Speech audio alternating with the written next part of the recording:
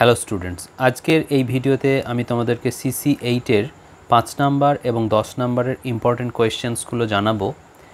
এই প্রশ্নগুলো অবশ্যই তোমাদেরকে করতে হবে। তোমার 5 নাম্বারের ক্ষেত্রে কি কি ইম্পর্টেন্ট কোয়েশ্চেন রয়েছে। প্রথম যে প্রশ্ন তোমাদের জন্য ইম্পর্টেন্ট সেটি হলো comment on the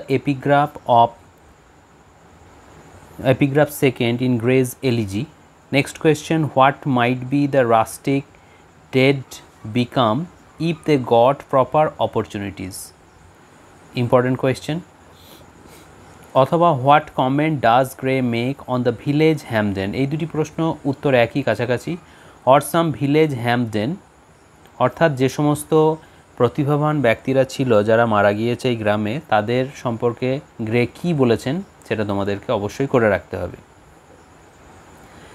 next question, briefly describe after Collins the evenings in the 4 seasons. যে 4টি সিজনের কথা বলা হয়েছে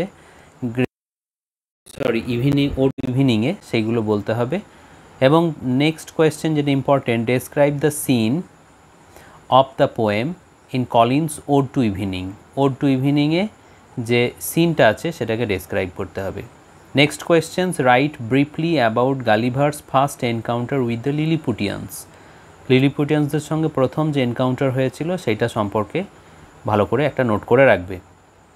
next question, how does Gulliver describe the chief temple in the land of Brobdingnags. ব্রবডিগন্যাগে যে মন্দিরটা ছিল সেই মন্দিরটা সম্পর্কে তোমাদেরকে বর্ণনা দিতে হবে। Next question, comment on any two of the provisos as mentioned in the proviso scene by Millamant in Congreve's The Way of the World. Next questions, comment on the role of the Moll's mother in Defoe's Moll Flanders. তাহলে এই 5 নম্বরের প্রশ্নগুলো অবশ্যই তোমরা করবে। এবার দেখি চলো 10 নম্বরের ক্ষেত্রে কি কি ইম্পর্টেন্ট রয়েছে। প্রথম 10 নম্বরের important question, consider Congreve's the way of the world as a restoration comedy, অথবা discuss the role of Mirabell in Congreve's the way of the world.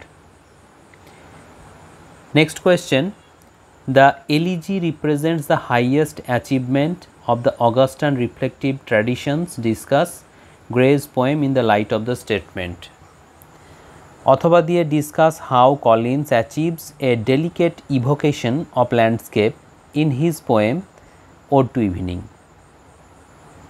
Next question, Gulliver's travels is an effective representation of political, religious and national issues of contemporary Britain and Ireland. Elucidate with reference to Book 1 and Book 2. Next question, critically analyze the character of Gulliver in Gulliver's Travels with reference to Book 1 and Book 2. এটা খুব important question, গালিভারের character, এটা অবশ্যই ভালো করে করবে তোমরা। Next question, justify the title of Defoe's novel Moll Flanders, এটাও ভালো করে করবে। Discuss the structure of Defoe's novel Moll Flanders, এটাও ভালো করে করবে। তাহলে এখান থেকে গালিভার্সটা অবশ্যই করবে, এটা ভালো করে করবে, এটা ভালো করে করবে। এবং ওড টু ইভিনিং এবং এলিজি, এই দুটির মধ্যে এই দুটি যদি করে রাখো এখান থেকে শিওর একটা তোমরা কমন পাবে। তাহলে যদি 5টা করে রাখো এখান থেকে, তাহলে আশা করি এখান থেকে 2টো তোমরা কমন পেয়ে যাবে। তাহলে এই প্রশ্নগুলো অবশ্যই তোমরা করে রাখবে। এবং সিসি 9 এবং সিসি 10 যে প্রশ্ন 5 নাম্বার এবং 10 নাম্বারের ক্ষেত্রে ইম্পর্টেন্ট, সেই ভিডিও খুব শীঘ্রই আমি তোমাদের সামনে নিয়ে আসব। সেই ভিডিও দেখার জন্য তোমরা চ্যানেল সাবস্ক্রাইব করে রাখো। আশা করি এই ভিডিওটি তোমাদের ইনফরমেটিভ লেগেছে। যদি লেগে থাকে অবশ্যই লাইক করবে এবং শেয়ার করবে। Thank you very much for watching this video. Have a great day.